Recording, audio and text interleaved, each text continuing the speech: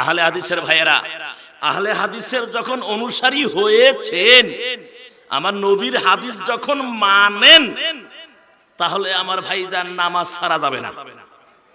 কথা কন, নামাজ ছাড়া যাবে না, রোজা ছাড়া যাবে না।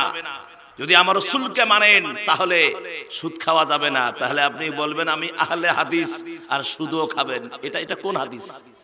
হুজুর কথা কন না কেন?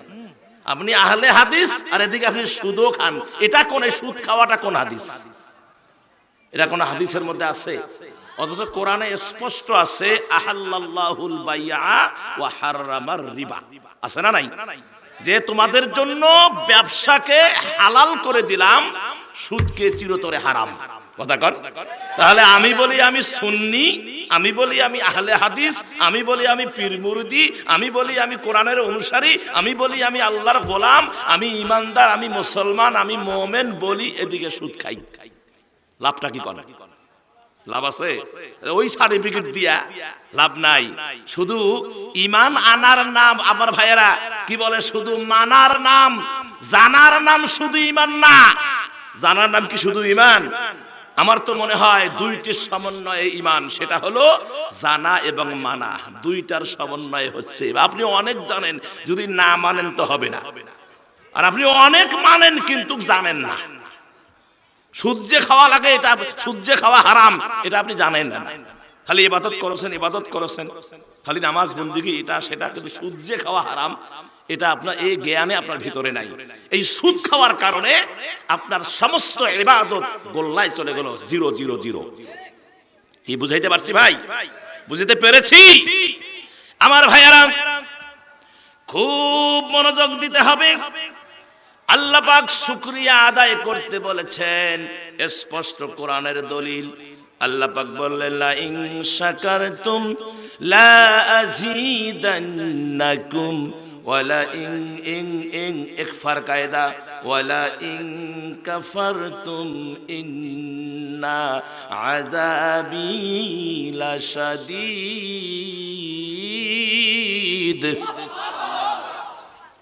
আল্লাহ পাক বললেন তোমরা আমার নিয়ামতের শুকরিয়া আদায় করো। আপনি দেখেন, আপনি যে গাছ থেকে আম পারলেন, কাঁঠাল পারলেন, জাম পারলেন, বেদানা পারলেন, আপেল পারলেন ইত্যাদি, জমির থেকে ধান উৎপাদন করলেন, জমির থেকে আলু উৎপাদন করলেন। আল্লাহ কি কোনোদিন বলেছেন ও আমার বান্দা, আমার ফেরেশতারা, তাদেরকে ভাগ দেওয়া লাগবে? কইছে নাকি কোনোদিন? ফেরেশতারা অভাবে আছে, ভাগ দিতে হবে, আমি আর চালাইতে পারি না, ভাগ দেওয়া লাগবে, বলছে নাকি? আমার আল্লাহ কোনোদিনও বলে নাই। আমার আল্লাহ বলেছেন বান্দারে এত নেয়ামত সব তোমার জন্য আমি আল্লাহ সৃষ্টি করেছি, পাঠাইছি, আমার বান্দা খাবে, আমার বান্দার দেহের পুষ্টি হবে, আমার বান্দা আমার ইবাদত করবে, আমার বান্দা আমাকে সিজদা দিবে, আমার বান্দা আমার গোলামি করবে, আমাকে ডাকবে, আমার জিকির করবে, আমার কোরআন মাফিক জীবন করবে, হাদিসের অনুসরণ করবে। এই জন্য আমি আমার বান্দাকে বানাইছি। আমার নেয়ামতগুলো সব বান্দার জন্য আমি বরাদ্দ করে দিয়েছি। আমার আল্লাহ বলেন বান্দারে তুমি যা খাও হালাল, এগুলো খাওয়ার পরে শুধু এই কথাটাই বলো আলহামদুলিল্লাহ। বলি আমরা আলহামদুলিল্লাহ? বলি আমরা আলহামদুলিল্লাহ? বলি না, স্মরণ থাকে না। ভাত খাওয়ার পরে এমন ঢেউর, পুরোটা বসে দিলে একবার নিচের মধ্যে, কথা কানা বউ বউ করে উঠে চলে গেল। অথচ আল্লাহ বলল বান্দা আমার নেয়ামত খা, আলহামদুলিল্লাহ শুকরিয়া আদায় কর, আমি আল্লাহ ওই নেয়ামতকে আরো বাড়িয়ে দেব। আমার ভাইয়েরা, গাছে কাঁঠাল ধরেছে 10টা। কয়টা? 10টা মাত্র কাঁঠাল গাছে। ওই আপনি যে গ্রামে বাস করেন খোঁজ নিয়ে দেখেন তো, ওই গ্রামে কোন ইতিমখানা মাদ্রাসা আছে নাকি? লিল্লা বোর্ডিং আছে নাকি? এমনও ছাত্র আছে যাদের মা নাই, বাবা নাই, দাদা নাই, দাদি নাই, নানা নাই, নানি নাই। কাঁঠাল পেকেছে, 2টা কাঁঠাল পাকা, ইতিমদের জন্য বরাদ্দ করলেন। ইতিমখানায় গিয়ে হুজুরকে বললেন যারা ইতিম আছে সকলে মিলে খাবেন আমার গাছের কাঁঠাল। ইতিমেরা খুশি না বেজার? ইতিমেরা কাঁঠাল দেখে যখন খুশি হয়, আমার আল্লাহর আরশ খুশি হয়ে যায়। আমার ভাইয়েরা, দুইটা ইতিমখানায় দিলেন, আর দুইটা প্রতিবেশীকে দিলেন বড় সাইজের কাঁঠাল। গেল কয়টা? চারটা, থাকে কয়টা? ছয়টা। আর এই ছয়টা কাঁঠাল যদি আপনি আপনার সন্তান, ছেলে মেয়ে, মা বাবা বুড়া হয়ে গেছে, এদেরকে নিয়ে, বেটা বেটি নাতি পুতিকে নিয়ে যদি আপনি খান, ওরে মুসলমান, খাওয়ার পরে যদি বলেন আলহামদুলিল্লাহ, আমার আল্লাহ খুশি না বেজার? আমার আল্লাহ খুশি হয়ে বান্দাকে সান্ত্বনা দেয়, ওরে বান্দা সবর কর, আগামী বছর ওই গাছে 40টা কাঁঠাল দিয়ে দিব। হ্যাঁ, আর যদি আপনি 10টায় খান আর আলহামদুলিল্লাহ কিচ্ছু নাই, আল্লাহ কয় তারাও ওলা ইন কাফারতুম ইন্না আযাবি লাশাদীদ, নিয়ামত ছিনিয়ে নিব, যারা কুফরি করবে নিয়ামত ছিনিয়ে নিব, কঠিন আযাবের মধ্যে গ্রেফতার করব। ধরবে হলো 100 কাঁঠাল। কত? 100 কাঁঠাল বড় হইতে হইতে দেখে আর আছে মাত্র 15টা। কয়টা? 15টা। তাও একটু সাইজ হইছে। এই 15টা বড় হইতে হতে আর 10টা নাই, আর থাকে কয়টা? 5টা। খুব বড় সাইজ হইছে। আল্লাহ কয়ে মোটা সাইজের একটা পোকা ঢুকে যাও। ও ঢুকে তা কাঁঠালের ভিতরে যা মাল আছে সব পচে দেওয়া শেষ। দেখবেন যে গাছে আর কোনো কাঁঠাল অস্তিত্বই নাই। তাহলে আমার ভাইয়েরা, শুকরিয়া কার কার কার? শুকরিয়া করতে হবে আল্লাহ, তাহলে আল্লাহর নিয়ামতকে বাড়িয়ে দিবেন। আমার ভাইয়েরা, তাহলে আবার আসেন, 10 শ্রেণীর মানুষ আল্লাহর রহমত প্রাপ্ত হন। 1 নম্বরে যারা মূর্খদের সাথে তর্ক করে না, 2 নম্বরে যারা নামাজরত অবস্থায় রাত্রি জাগরণ করে, 3 নম্বরে যারা ব্যভিচারে লিপ্ত হয় না, ব্যভিচারে লিপ্ত হয় না, জিনার কাজ করে না, অন্যায় করে না, পর স্ত্রীর দিকে তাকায় না, পরকিয়া করে না, হাত ধরি টানাটানি করে না, বিয়ার বাড়িতে গেলে খালি ঘষা মারে, চান্স পালে ঘষা মারে, কারেন্ট গেলে তো আরো অস্থির অবস্থা। কথা কনা, কিছু ছেলে পেলে খালি চান্স খুঁজি বেড়ে, খালি চান্সই খোঁজে। এ কথা কি মিছে কথা কইলাম? হ্যাঁ, কিছু চান্স খোঁজে। আমার ভাইয়েরা, এই কাজগুলো করা যাবে না। এই কাজ যদি আপনি করেন, আল্লাহর রহমত থেকে বঞ্চিত হয়ে যাবেন। আর আল্লাহর রহমত প্রাপ্তি যদি প্রাপ্ত হতে চান, তাহলে ব্যভিচারে লিপ্ত হওয়া যাবে না। 4 নম্বরে অনৈতিক মিথ্যা কাজে লিপ্ত হওয়া যাবে না। 5 নম্বরে আল্লাহর নিদর্শনাবলীর আলোচনা হলে তখন তারা অন্ধ বধিরের মতো আচরণ করে না। আমরা কিছুই জানি না, আমাদের অন্ধ হয়ে গেছে, আমরা শুনি না। কি কয়? শুনি না। একটা নাটকের একটা অংশ, সামান্য একটা অংশ, 3 জন একই পাঠে চরিত্র, যখন টাকার কথা কয়, মানে ছেলে আসি টাকা চায়, মানে টাকার কথা শোনে না, অন্য কথা সব শোনে। টাকা যখন চায় তখন শুনি না। আমার ভাইয়েরা, এই যারা আল্লাহর রহমত প্রাপ্ত, এরা আল্লাহ সুবহানাহু ওয়া তাআলার নিদর্শনের যখন আলোচনা হয়, আসমানের আলোচনা হয়, জমিনের আলোচনা হয়, তারকারাজি, গ্যালাক্সি, মিল্কিও, তারপরে আল্লাহর সুন্দর নিদর্শন, এই নিদর্শনের আলোচনা যখন হয়, তখন তারা কি অন্ধ বধিরের মতো আচরণ করে না। সুবহানাল্লাহ। আমার ভাইয়েরা, 6 নম্বরে যারা হত্যাকাণ্ডে জড়ায় না। 7 নম্বরে যারা আল্লাহ তাআলার দাসত্ব করে, আল্লাহর গোলামি করে, যা চায় আল্লাহর কাছে বলে যে আল্লাহ, আমি তোমারই ইবাদত করি, তোমার কাছে সাহায্য চাই। ইয়্যাকা না'বুদু ওয়া ইয়্যাকা নাস্তাঈন, সূরা ফাতিহা আছে না নাই? আল্লাহ পাক বললেন ইয়্যাকা না'বুদু ওয়া ইয়্যাকা নাস্তাঈন। আল্লাহ, আমরা তোমারই কাছে তোমারই ইবাদত করি আর তোমার কাছেই সাহায্য চাই। তাহলে আল্লাহর রহমত প্রাপ্ত যারা, তারা আল্লাহ সুবহানাহু ওয়া তাআলার দাসত্ব করে, আল্লাহর কাছে তারা চায়, আল্লাহর ইবাদত করে, আল্লাহর গোলামি করে। 8 নম্বরে যারা বিনীতভাবে চলাফেরা করে, রাস্তাঘাটে বিভিন্ন জায়গায় বিনীতভাবে ভদ্রতার সাথে, বেয়াদবের মতো না। এই 16 বছরে আমরা অনেকের চলাফেরা দেখেছি। কথা কন না কেন? অনেকের চলাফেরা দেখেছি টান শানতে রাস্তায় থাকা যায় না। আমার ভাইয়েরা মেজাজ এত গরম, স্টেজে আমাদেরকে উঠতে দেয় না। কথা কন ঠিক কিনা? স্টেজ ভেঙে ফেলিয়ে দেয়, কথায় কথায় ফোন করে থানায় পুলিশ নিয়ে আসে। কথা বলেন ঠিক কিনা? আমার ভাইজান, আল্লাহ রাব্বুল আলামিনের হাবিব বলেছেন, যারা চলাফেরায় বিনয়ী ভাবে চলাফেরা করে তারা আল্লাহর রহমত প্রাপ্ত। 9 নম্বরে যারা অপচয় কৃপণতা করে না, অপচয় করে না, কৃপণতা করে না, কেননা অপচয়কারী ইন্নাল মুবাজ্জিরিনা কানু ইখওয়ানা শায়াতিন, যারা অপচয় করে তারা হলো নিশ্চয়ই শয়তানের ভ্রাতা, শয়তানের ভাই। অপচয় করা যাবে না।